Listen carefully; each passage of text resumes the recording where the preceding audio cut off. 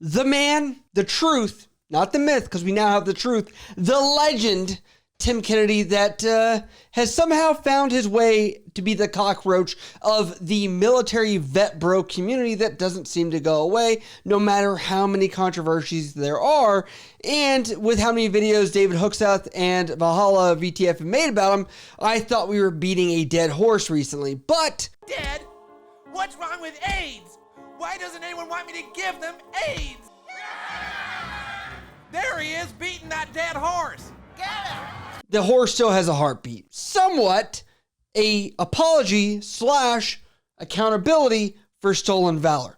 Now, I never thought I'd see the day, but let's play this clip here so you can get some accurate information of what has been said. Never said anything about having a Purple Heart or a Bronze Star with a V device. You sure about that? Per the source I have here, you have a Bronze Star with a V. Is that correct? Yep. Do you mind telling us about what happened there and how you got that? Oh, pretty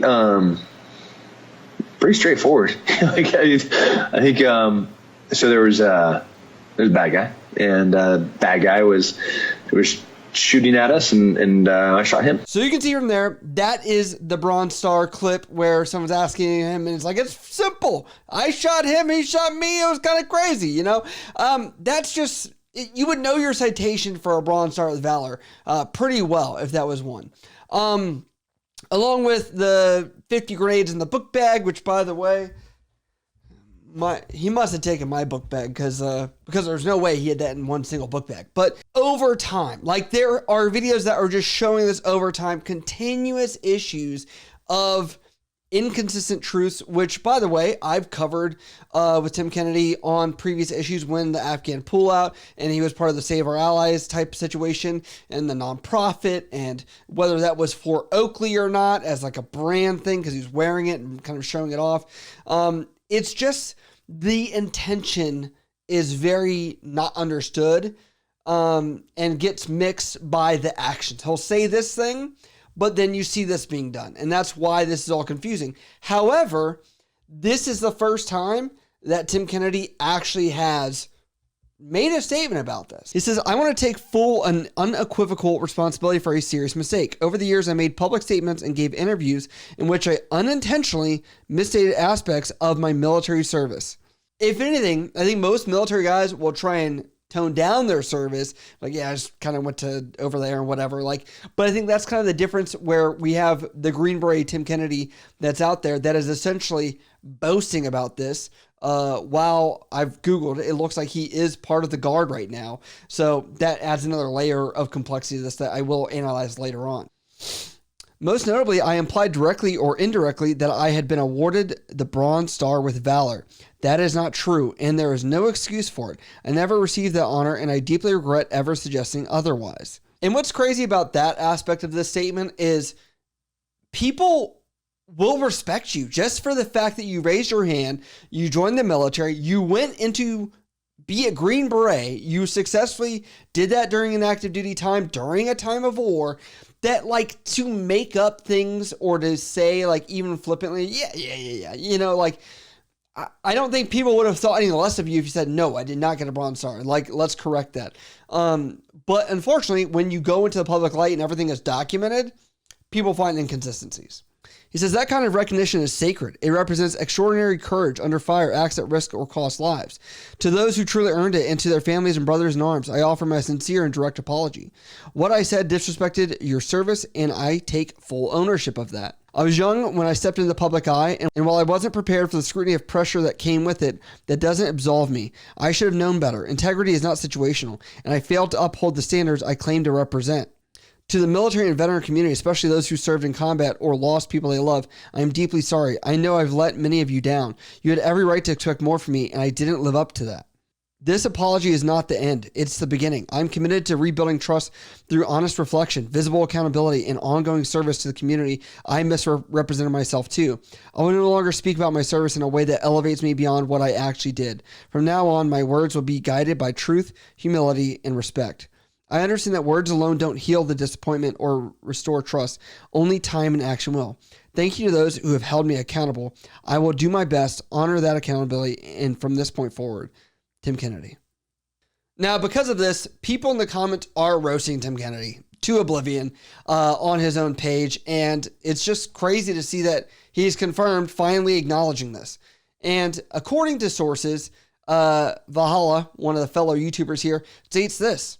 Tim Kennedy is not finally apologizing and admitted that he lied and admitting we're right after 7 months. He's doing it because he's under investigation by USAC, and his lawyer is making him do it. Okay? He's got no integrity. He doesn't actually feel bad about this. Okay? It's all fucking PR bullshit because he's so caught red-handed. So it looks like there's some kind of official Army investigation going on.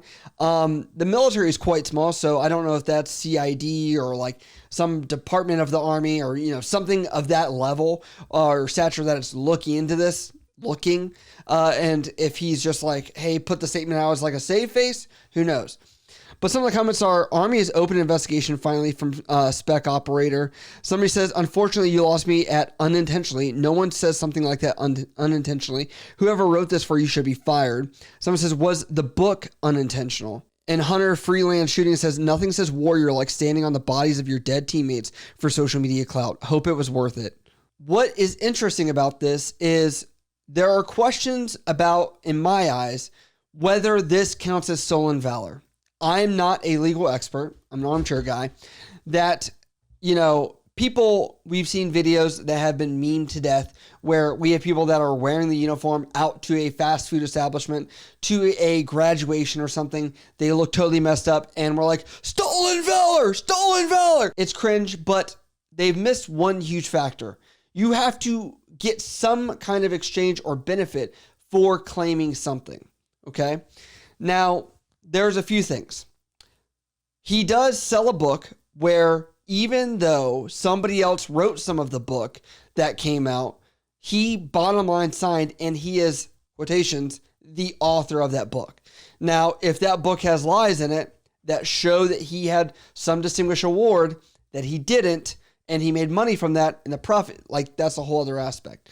Now, the other aspect is, how can this punishment be served? If it's going to be served in a UCMJ way, I don't think they can because he is a reservist. He is not active duty.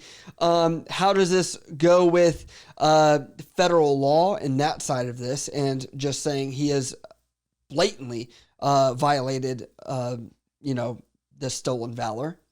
And it's unfortunate because people like Valhalla and other people that have covered this, I've even asked for answers from Tim. He wrote on one of my videos, kind of giving a cloud fluff piece. It was nothing crazy to rectify what had happened on the ground.